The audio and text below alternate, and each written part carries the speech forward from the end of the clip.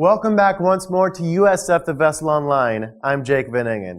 It was quite a weekend for the box offices over the Thanksgiving break with a number of new releases, one of those being the 8th movie of the Rocky Balboa franchise. Austin Clemen is here with the gloves off to tell you whether or not Creed 2 was a knockout flick that people were hoping for. I'm Austin Clemen, and this is USF's Movie Moment. Today, I'm going to give a quick run-through of my thoughts on the movie Creed 2. And I've been excited for this movie ever since the first Creed film came out. The Rocky franchise is one of the most recognized series of movies there is, and that's for better or for worse. And Ryan Coogler, he created a name for himself by directing Creed and carrying on the best parts of the franchise, propelling Michael B. Jordan to superstardom. Now, Ryan Coogler didn't direct Creed 2, Stephen Caple Jr. did. However, it still felt a lot like the first movie as far as the looks and the style and the tone. The directing didn't suffer too much.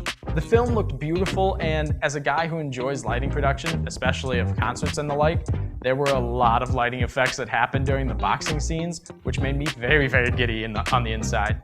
The training montage moment of this movie was also one of the best directed montages from the entire franchise, and it's probably one of my top 2 favorites. Creed 2 also has some great acting. Michael B. Jordan and Tessa Thompson elevate their performances of Adonis Creed and Bianca from the first movie, which I didn't think was even possible.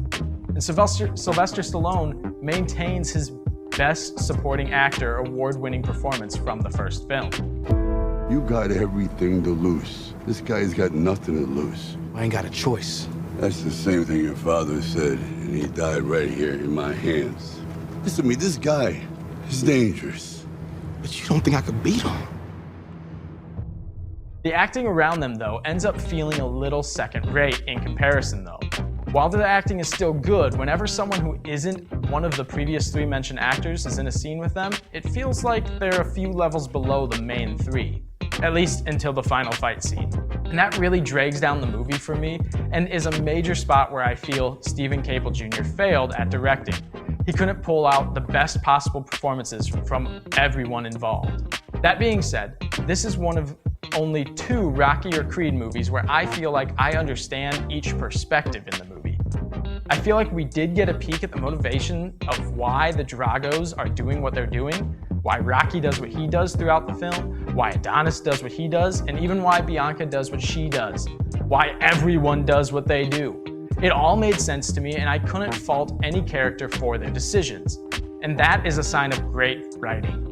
Honestly, if it wasn't for the vast difference in performances from the supporting characters and the main characters, this movie would be near perfect. However, because of that reason and all that I saw and talked about, I'm going to give Creed 2 a frame the ticket, but just barely. Honestly, I thought this movie is a perfect wrap-up to the Creed franchise, and we do not need another one. But that won't happen though because of the amount of money it'll make, and because I don't know where they'll go from here, I really wish that Creed 2 was actually Creed 3 or Creed 4 and the final movie in the series. I guess we'll just have to wait and see what happens though. With USF's Movie Moment, I'm Austin Clemen.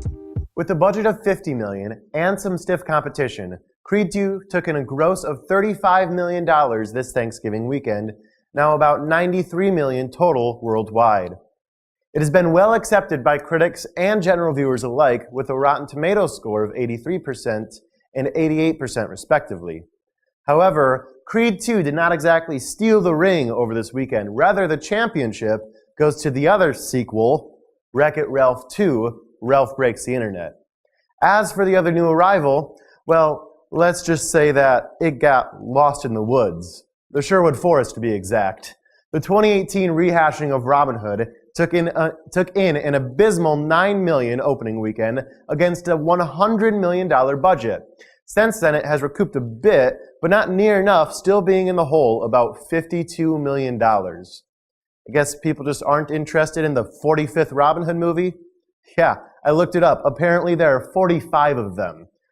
I think I'll just stick with Robin Hood Men in Tights. Mervyn. Maybe 46 times will be a charm, but to be honest, I doubt it. With USF The Vessel Online, I'm Jake Van Engen, and this has been your very own personally tailored extra special movie moment. See you around.